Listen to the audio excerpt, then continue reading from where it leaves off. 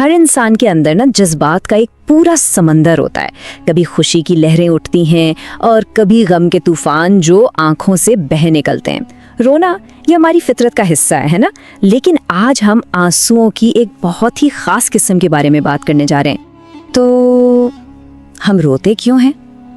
सवाल तो आम सा लगता है, हम सब रोते हैं, लेकिन क्या हर रोना एक जैसा होता है?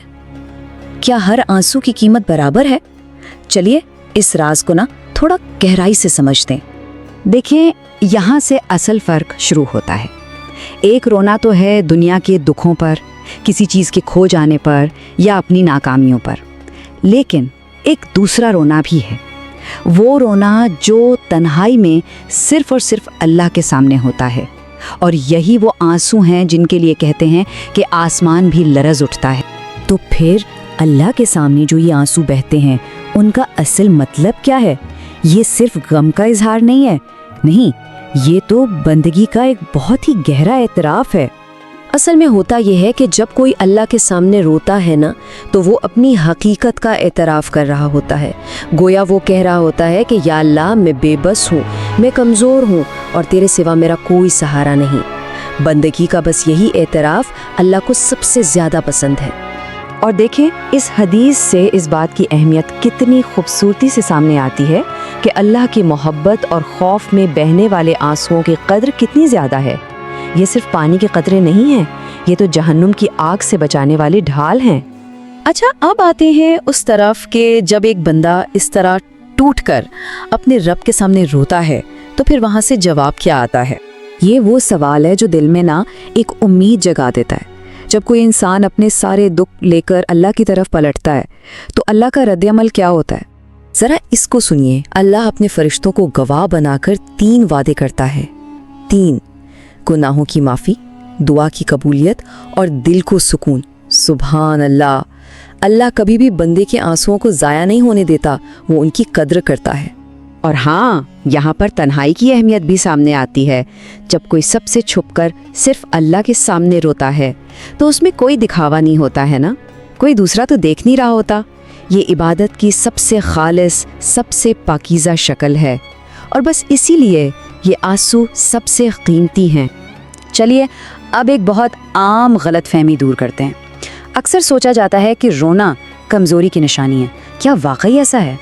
देखें, हमारे मुआशरे में ख़ास तौर पर मर्दों के लिए रोने को कमज़ोरी समझा जाता है।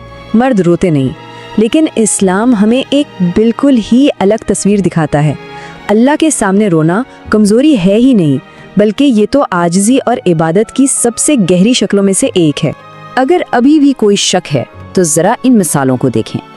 हज़रत उमर रदियल्लाहु अन्हु, जिनके नाम से बड़ी बड़ी सल्तनतें कांपती थीं, वो अल्लाह के सामने बच्चों की तरह रोते थे। हज़रत अबू बकर सिद्दीक़ रदियल्लाहु अन्हु, जो उम्मत के सबसे मजबूत इंसानों में से थे, नमाज में अपने आंसुओं पर काबू नहीं रख पाते थे। इस रोने ने उन्हें कमज़ोर नहीं किया, नहीं, बल्कि अल्लाह के और करीब और बुलंद कर दिया। क्योंकि अल्लाह के हाना कोई भी अमल ज़ाया नहीं होता, ख़ास तौर पर वो आंसू जो सिर्फ़ और सिर्फ उसी के लिए बहाए जाएं। तो चलिए अब उनके अजर पर, उनके इनाम पर एक नज़र डालते हैं। तो अल्लाह का इनाम कई शक्लों में आता है। कभी तो बिल्कुल इसी लम्हे दिल को एक ऐसा सुकून मिलता है जो दुनिया की कोई चीज़ दे ही नहीं सकती। कभी दुआ फ़ौरन कबूल हो जाती है, कभी अल्लाह उस एक आंसू के बदले किसी आने वाली बड़ी मुसीबत को टाल देता है, और अगर दुनिया में कुछ ना भी मिले तो वो अजर आखिरत के लिए महफूज कर लिया जाता है। ये एक बहुत ही ताकतवर तस्वुर है। सोचिएगा ज़रा, जब दुआ में आजिज़ी और आंसू शामिल हो जाते हैं तो वो एक आम दुआ नहीं रहती, वो एक ऐसी पुकार बन जाती है जो सारी रुकावटों को पार करती हुई सीधी अल्लाह के अर्श तक जाती है।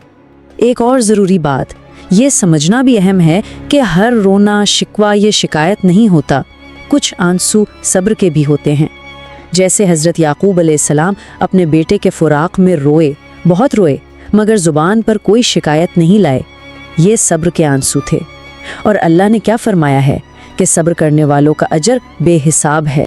तो आखिर में बस इतना ही कि जब भी दिल भारी हो, जब दुनिया तंग महसूस हो, तो ये बात हमेशा याद रखें, अल्लाह सुन रहा है, वो देख रहा है और वो बहुत बहुत करीब है। अपने आंसुओं को ज़ाया ना करें انہیں اللہ کے سامنے بہائیں، کیونکہ اللہ کا وعدہ ہے میرے بندے رو لے، تیرے آنسو میرے نزدیک بہت قیمتی ہیں، میں تیرے دل کو خالی نہیں چھوڑوں گا۔